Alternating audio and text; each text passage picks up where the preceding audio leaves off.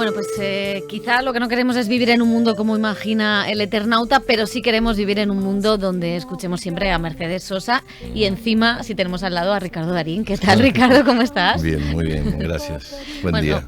Buen día y gracias por venir al Cine Láser, que no todos los días se tiene a uno de los grandes actores aquí en el estudio. O sea que es un placer. Todo el mundo te saludaba, todo el mundo te miraba, o sea que eres una estrella internacional. No, eso es porque nos conocemos desde hace mucho tiempo y me los cruzo todo el tiempo como un compatriota que me crucé en el ascensor cuando veníamos. Me dice, siempre nos encontramos en el ascensor. ¿En serio? Sí, y nos despedimos con hasta el próximo viaje. Ah, mira, eso está muy bien.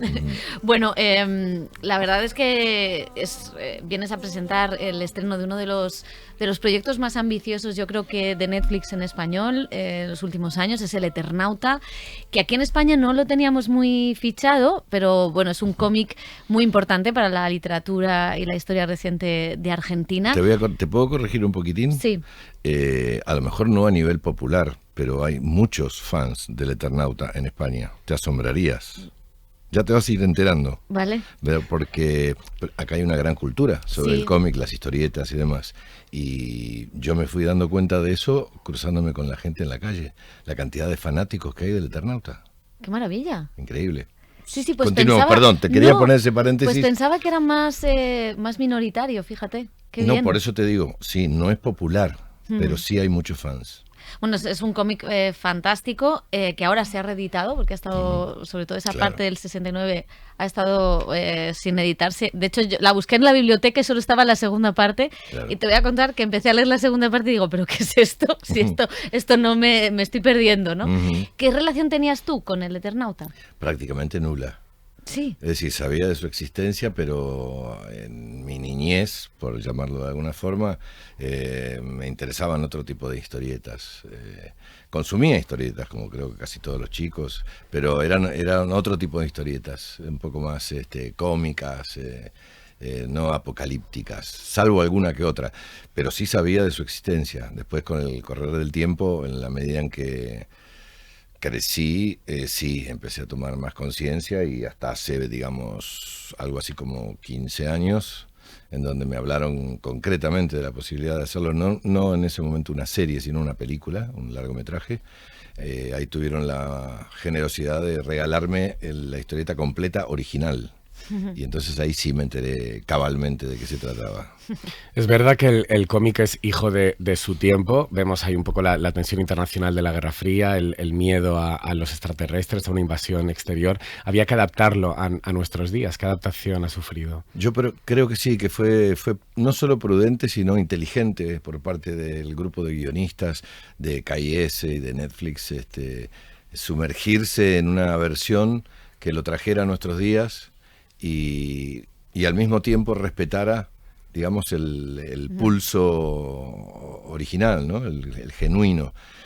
Yo creo que han hecho una versión increíble, extraordinaria, y si algo había para agregarle a la posibilidad de hacerlo en esta época, fue que atravesáramos la pandemia, porque ya casi lo tenemos olvidado, salvo algunos, pero en pandemia todos nos enteramos hasta qué punto era raro, extraño, inesperado esto de tener que quedarnos en casa, encerrados y aislados del resto de los seres humanos. Entonces, para mí mágicamente se ha producido esta especie de preámbulo y creo el terreno propicio para que cuando entremos en contacto con lo que es la historia del Eternauta encontremos algunas reflexiones que nos han tocado de cerca. Totalmente. Y luego hay otra cosa, claro, en la serie empieza con las caceroladas, que es una imagen,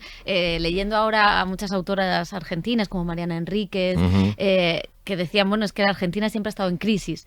Y es cierto que esas caceroladas pues remiten a muchos periodos de tiempo de la historia reciente de Argentina.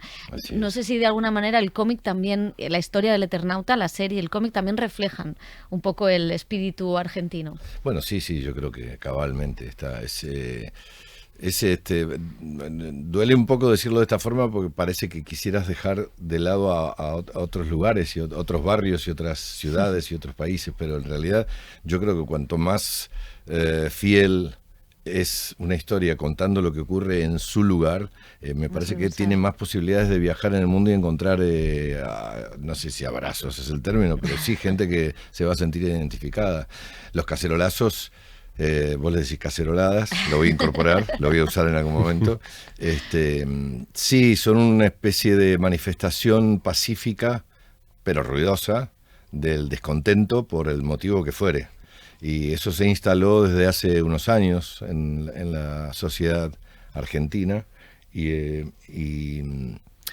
es más, el nivel y la dimensión, el volumen de esos cacerolazos te hablan de, obviamente, del enfado, de la incomodidad. Y sí, ya ha quedado registrado como una marca que hemos nacional. Copiado, que a veces hemos copiado. Bueno, lo que pasa es que es una forma de manifestarse sin trasladarse demasiado, no salir de tu barrio, pero al mismo tiempo, lo he visto en TV varias veces, uno está pendiente de cuáles son los barrios en los que se ha sentido más afectado por la falta de luz o por la falta de tal cosa o de lo que fuere, el reclamo que sea, y es una forma de seguirlo sin tener que hacer grandes manifestaciones, digamos, multitudinarias por las calles.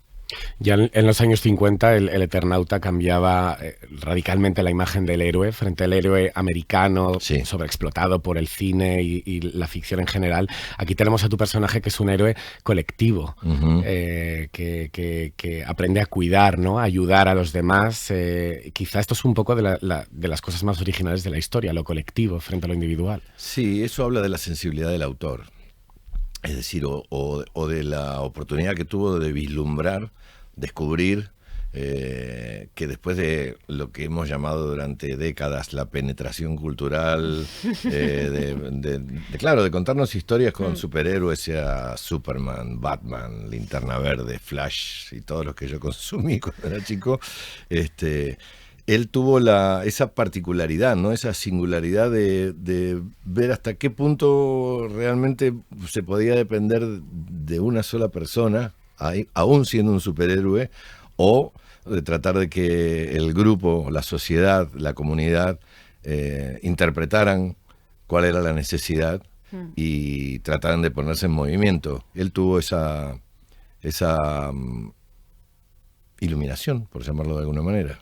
Claro, es que más allá de la ciencia ficción o de este momento pues apocalíptico, lo que tiene el Eternauta es que nos enfrenta con nuestros propios demonios, nuestros egos, en tanto que, claro, ¿qué haces primero, no? ¿Vas a correr a tu hija? ¿Le vas a dejar el coche al otro? ¿Quién tiene ese...? Es muy interesante como retrato de la sociedad. Es que, claro, ante las situaciones así realmente apremiantes, es donde se empieza a notar claramente de qué estamos hechos cada uno de nosotros, es decir, cuál es el impulso, la actitud, qué es lo que verdaderamente te mueve, lo que te impulsa, lo que te calienta, digamos, ¿no?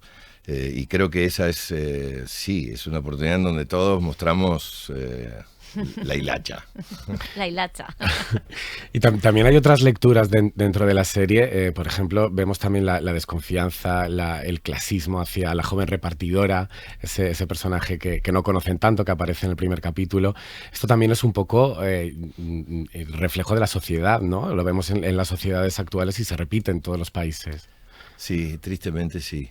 Yo creo que la intención de esta versión, ya que veo que la viste, no es precisamente hacer hincapié en esta cosa segregacionista o discriminadora. Sí le pone un especial acento al desconocido. Es decir, que de pronto aparezca un desconocido, alguien que habla de una forma distinta y se prenden todas las alarmas. Porque, claro, al no saber qué es lo que está ocurriendo afuera, de pronto que aparezca alguien detrás de una puerta pidiendo auxilio en un tono o en una forma de lenguaje distinto al que se usa en ese lugar, supone un nerviosismo todavía mayor. Pero sí, hoy en día, para retomar un poco tu planteo,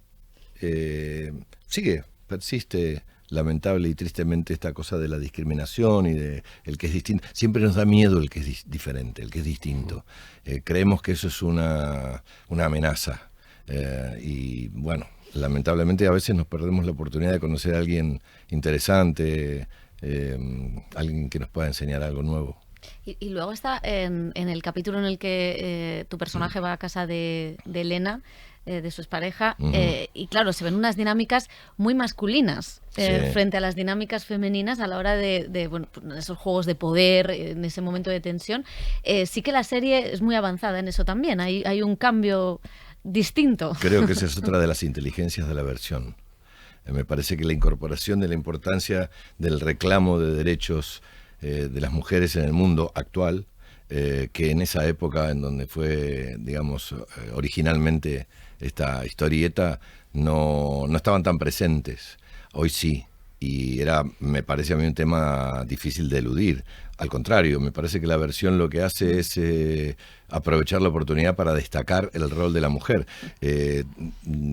Por lo general, hasta donde yo sé, en esta primera temporada, está especialmente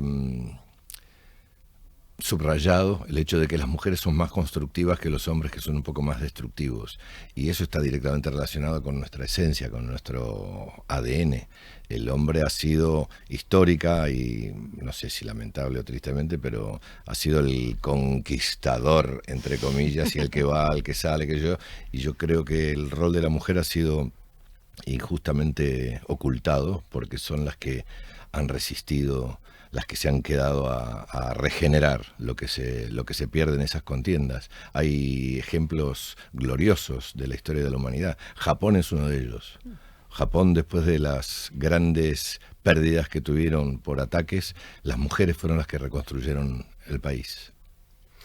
¿Cómo valoras Tarea para el hogar, para investigar un poco. Sí, nos está poniendo muchos deberes, Ricardo. Es incomprobable, pero no me digas que no resultó atractivo tirar una de esas que los dos conductores se quedan mirándose como diciendo, ¿de qué me hablas? ¿Ahora qué hacemos? No le traemos más, es la última vez. ¿Cómo ha sido la experiencia de trabajar en esta serie, sobre todo en contraposición al cine o al teatro? No sé si valoras positivamente el trabajo invertido, si ha sido un regalo también porque tienes más tiempo, ¿no? para ese tiempo del arco del personaje. ¿Cómo es trabajar en una serie? No.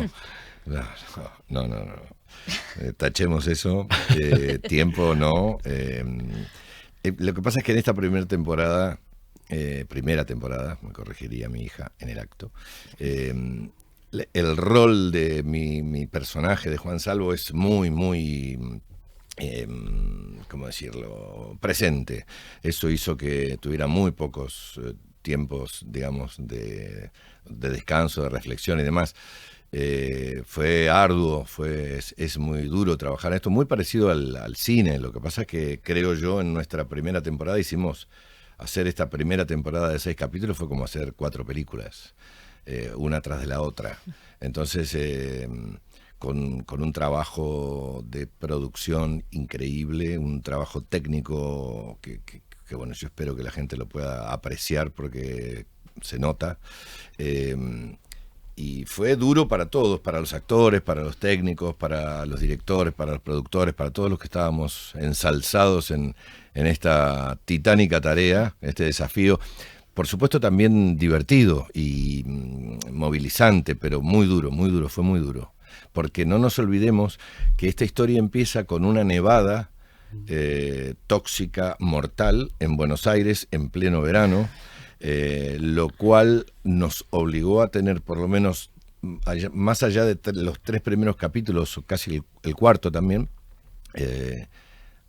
rodeados de nieve. O sea, teníamos que pintar la ciudad de nieve, y eso ha generado la necesidad de que los equipos trabajaran a destajo para cumplir con eso, porque hay muchas cosas de postproducción y de efectos especiales, pero hay muchas que son reales in situ, o sea que hemos tenido que tapizar calles enteras con nieve. Los equipos los chicos y las chicas que trabajaban en eso, yo no sé todavía hoy cómo hicieron para sobrevivir.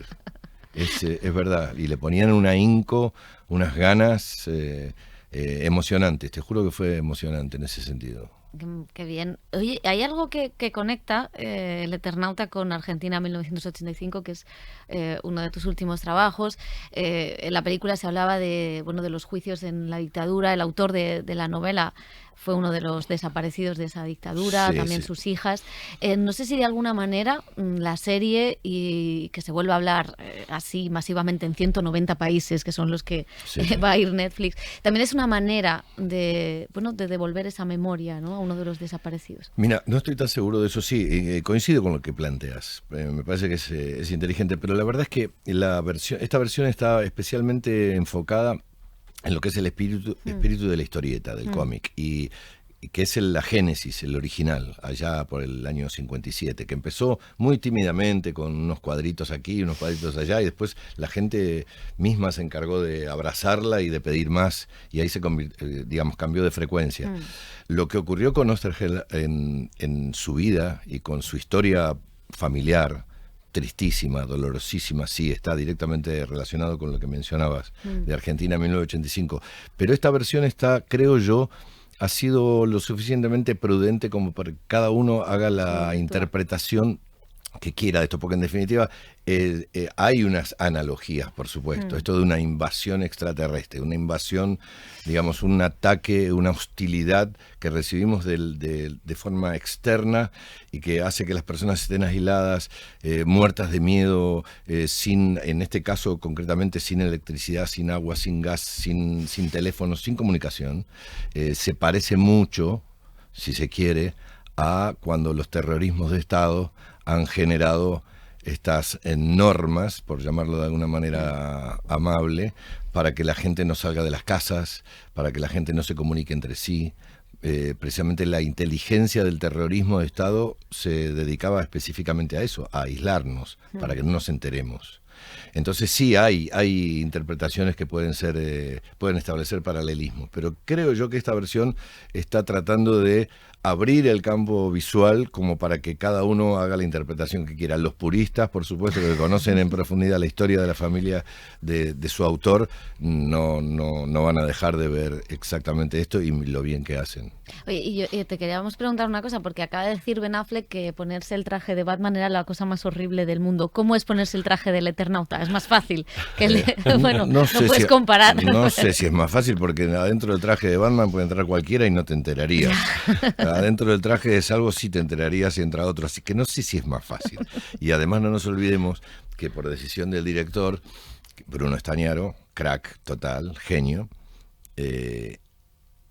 tuve una discusión bastante larga con respecto a cómo era el vestuario de este personaje, porque como el que lo iba a tener que arrastrar por toda la seriedad, yo bregaba por un traje más liviano, que fuera un poco más fresquito, un poco más moderno, porque sabía lo que me esperaba. Pero él inteligentemente se puso bien terco y nos vendió la idea de que tenía que ser algo claro, porque en el momento en que ocurre lo que ocurre, y hay que inventar un traje, hay que meter mano a lo que se encuentre. Y estamos en la casa de un acumulador serial, una especie de pseudocientífico loco que tiene cosas arrumbadas en todos lados. Entonces de ahí surge la máscara, pero también surge esa especie de gamulán, no sé cómo le dicen acá el gamulán, es como un... Es ese... Sí, como un forro, no es un forro polar, sí, algo así. No, es esa especie de tapado sobre todo que se hace con descarne y que tiene adentro corderito o esa lana que es muy gordo, o sea, es bastante antiestético. Y yo dije, pero cuando me empiecen a tirar nieve sobre esto, se va a mojar, va a pesar 3 veces más, encima con máscara, mochila, arma, botas, y que yo voy a ser un androide. Y así fue. Soy un androide y quiero decirles que ahora mismo me voy a desmayar. Estás, como decíamos, una apuesta de Netflix. Ahora mismo está produciendo mucho en Argentina. ¿Se hubiera podido hacer esta serie sin Netflix después de los cambios en la legislación de Milei? No creo. Se está pudiendo hacer bastante poco. Sin el respaldo, el entusiasmo, el empuje de las plataformas, porque no nos olvidemos, como muy bien dijiste, que hay un cambio de normativa para mi gusto, exageradísimo, que hace que sea muy difícil llevar adelante proyectos y demás. No me quiero imaginar la desazón de los que tienen un pequeño proyecto, a lo mejor muy talentoso y muy rico y nutritivo, pero que no encuentran financiación y demás.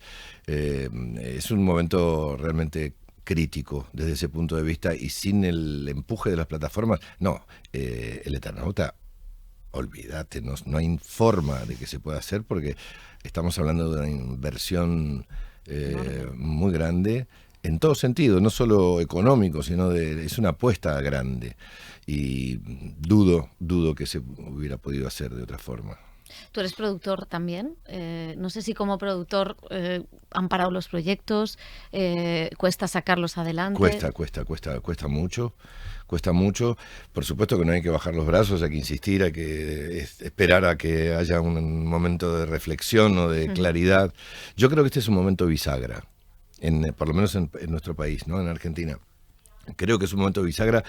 Espero que sea así, porque creo que con las pruebas que vamos a tener al alcance de la mano, va a quedar definitivamente demostrado, creo yo, la importancia de poder encarar proyectos de envergadura que nos den a conocer más en el mundo, como suele ocurrir con los proyectos audiovisuales, que digamos te hacen viajar por el mundo, hacen conocer tu cultura, tu forma de ser, tu forma de pensar, tu forma de vivir.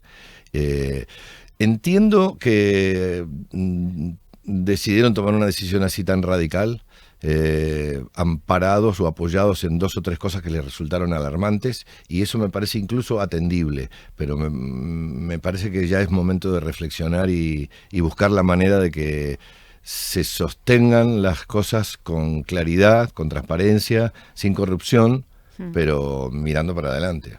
Pues Ricardo, muchísimas gracias por haber venido por al favor, Cine Láser. Si yo no tengo otra cosa que hacer. Exactamente, por habernos contado lo de Japón, que nos vamos a poner a investigar ya mismo. Pero es un placer. Te vemos en septiembre de nuevo aquí en el teatro. Sí, voy a estar de nuevo, porque no me dejan abandonar escenas de la vida. Verte en el ascensor aquí con tu compatriota. Sí, no me dejan abandonarla. Es una pieza que a la gente le encanta y nos piden que volvamos, y yo feliz. Así, todo lo que sea volver aquí siempre me va a dar felicidad. Pues muchísimas gracias y que vaya muy bien. Muchas gracias, chicos, gracias.